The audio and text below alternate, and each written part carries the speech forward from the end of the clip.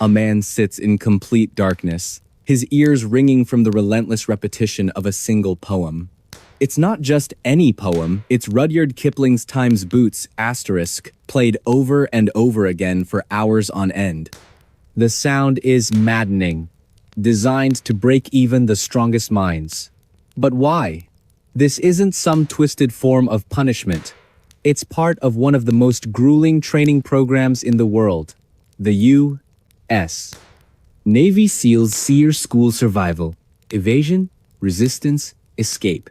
What makes someone endure such psychological torment? And what happens when they crack under the pressure? Hey friends! You're in Dreamcatcher Stories, your cozy corner for stories that got lost along the way. Hit me up in the comments and tell me how this one hits you. Now, let's get sneaky and peek behind the curtain. The scene begins in Coronado, California, home to the legendary Naval Special Warfare Center. Here, recruits are pushed beyond their limits, not just physically, but mentally. Among them is a young man who dreams of becoming a SEAL. He's already survived Hell Week, where sleep deprivation and brutal physical challenges weed out the weak. But now, he faces something far more insidious. SEER training. This phase doesn't test strength or endurance. It tests resilience, willpower, and the ability to withstand captivity without breaking. SER is divided into two parts: classroom instruction and field exercises. In the classroom, candidates learn survival skills, evasion tactics, and how to resist interrogation. But the real challenge comes during the field exercise, a simulation of being captured behind enemy lines. Candidates are captured by instructors playing the role of hostile forces. They're blindfolded, bound, and subjected to sensory deprivation. For hours or sometimes days, they're kept in confined spaces, deprived of light, food, and human contact. And then, there's the audio.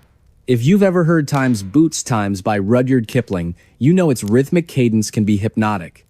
But when played continuously at high volume, it becomes an instrument of torture. Imagine lying in total darkness, unable to move, as the same lines echo endlessly. Left, right, left, right. It's enough to drive anyone mad. During these sessions, candidates must remain silent and composed, no matter how overwhelming the stress becomes. Some cry, others scream. A rare few laugh hysterically. But all of them share one goal: to prove they won't break. Let's rewind to understand why this kind of training exists. The U.S. military invests millions in preparing operators for worst-case scenarios. SEALs aren't just elite soldiers, they're problem solvers, capable of functioning in environments most people couldn't survive.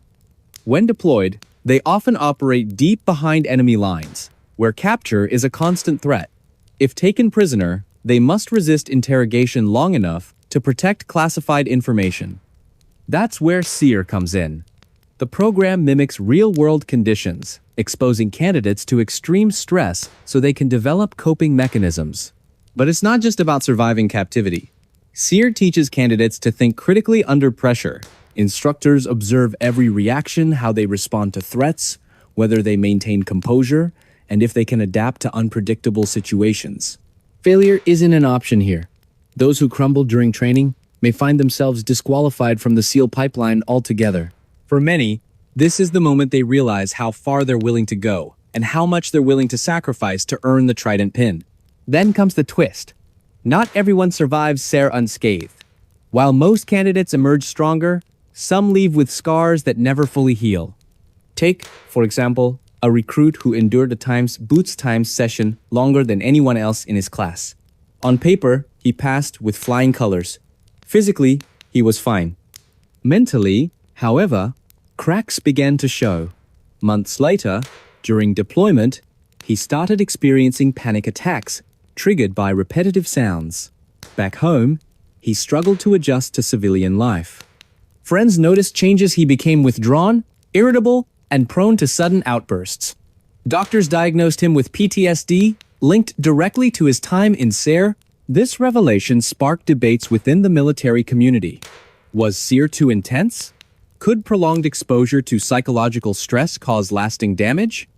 Researchers conducted studies comparing veterans who underwent SARE with those who didn't. Results were mixed. While some showed increased resilience, others exhibited symptoms consistent with trauma survivors. Critics argued that pushing candidates to their breaking point risked creating liabilities rather than assets. Supporters countered that war zones don't offer second chances and neither should training. Fast forward to 2023, and advancements in neuroscience provide new insights into the effects of extreme stress on the brain. Brain imaging technology reveals structural changes in individuals exposed to prolonged sensory deprivation and auditory overload. These findings prompt reforms in SARE protocols, emphasizing mental health support alongside physical conditioning. Candidates now receive counseling before and after training, ensuring they're equipped to handle both the rigors of service and the aftermath of combat. Social media platforms buzz with discussions, piecing together fragments of information related to SEER. Reddit forums dissect testimonials from former SEALs, debating the ethics of psychological warfare and training. Conversations range from speculative musings to well-researched arguments supported by data. One member, Brian Carter, gains prominence when he identifies similarities between SARE graduates and other elite operatives worldwide. His findings prompt renewed scrutiny of potential links between rigorous training methods and long-term psychological impacts. Meanwhile, public fascination with the SEALs grows exponentially thanks to burgeoning true crime podcasts and documentaries. Among them is Time's Through the Waves*, hosted by investigative journalist Linda Hayes. Each episode combines archival footage, expert analysis, and newly uncovered evidence to paint a vivid picture of events surrounding SARE training. Listeners become armchair detectives, debating theories ranging from necessary preparation to alleged abuse. During one particularly heated discussion forum, a listener named Amanda Grant posed a thought-provoking question. What if SARE isn't just about survival? What if it's also about desensitization? In 2018, a whistleblower came forward claiming to recall suspicious activity near SARE facilities. Though vague, these recollections sparked new lines of inquiry. Detectives revisited old statements, searching for overlooked details that might connect dots unseen before. Every little piece matters, insisted Detective James Peterson during another late-night session reviewing files stacked high around his desk. By 2020, social media played increasingly vital roles in disseminating information related to the case. Twitter threads dissected evidence, Reddit forums debated theories, and YouTube channels uploaded videos piecing together fragments of the puzzle. Then came the breakthrough. Forensic genealogy techniques identified a distant relative linked to DNA profiles discovered at the crime scene years earlier. Investigators raced to interview the individual, uncovering surprising ties to Willow Creek during the mid-1980 seconds. While circumstantial, the connection provided tantalizing possibilities worth pursuing. "We're closer than ever before," declared James during a press conference held amidst heightened tension. Cameras flashed as reporters clamored for answers, underscoring the significance of this development. Yet, despite these advances, fundamental questions remained unanswered. Why did Jack travel so far into the wilderness? How did he end up miles away from his starting point without leaving any discernible trail? And perhaps most hauntingly, what role, if any, did the town itself play in his demise? The atmosphere shifted dramatically as public interest in the case grew once again. Online forums buzzed with discussions, piecing together clues and debating theories. Social media campaigns reached millions, reminding the world of Jack's story and the importance of vigilance. What really happened to Jack? Is he still alive somewhere, waiting to be found? Or did some cruel twist of fate claim his life that fateful evening? These questions lingered like shadows over Willow Creek, casting doubt and despair over the hearts of those who cared. By 2023, significant progress had been made in identifying previously unknown victims connected to similar cases.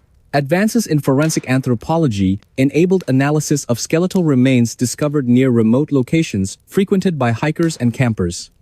Each identification brought closure to grieving families, while simultaneously deepening society's collective unease about the extent of such crimes. Public memorials erected in honor of victims served dual purposes, commemorating lives lost and warning future generations against falling prey to similar ideologies. Throughout these developments, Emily maintained a complex relationship with her subject matter. On one hand, she felt driven by professional curiosity and moral obligation to uncover truths buried beneath layers of myth and misinformation.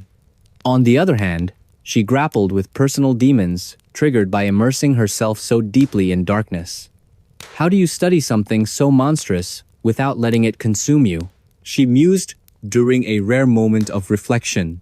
Her efforts culminated in a comprehensive book published in late 2023 titled Times Beneath the Canopy: Understanding Unsolved Mysteries in Rural America, **. The manuscript combined historical research, contemporary analysis, and first-hand accounts to create the most complete picture of Jack's life and disappearance ever assembled. It resonated strongly with readers, sparking widespread discussions about mental health, criminal justice reform, and the nature of evil itself. Yet, despite all the revelations and advancements, fundamental questions remain unanswered. What exactly caused Jack to become who he was? Can anyone fully comprehend the depths of such depravity, or the circumstances surrounding his death? And perhaps most importantly, how do we prevent future generations from producing similar tragedies? These queries weigh heavily over the conclusion of our narrative, reminding us that while much has been learned since Jack's time, much remains mysterious. For every answer uncovered, new mysteries arise.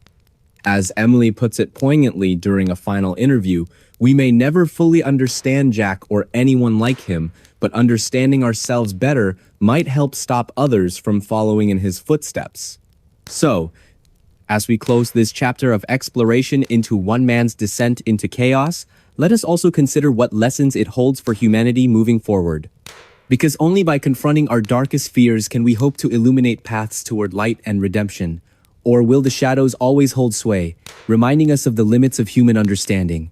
Now, imagine yourself walking through your neighborhood after hearing this tale. Who knows what secrets lie beneath the surface? And remember, while stories like Jack's may terrify us, they also remind us of our capacity to overcome adversity. Because in the end, it isn't the darkness that defines us, it's how we choose to respond to it. Do you believe the case will ever be fully solved? Or does its identity remain forever shrouded in darkness? As we ponder these questions, let us remember the life touched and tragically ended by this horrific act. Because only by honoring his memory can we hope to move forward, armed with knowledge and fortified by compassion. And there we go, another memory back from the dark. Don't go too far, I've got more mysteries itching to be told.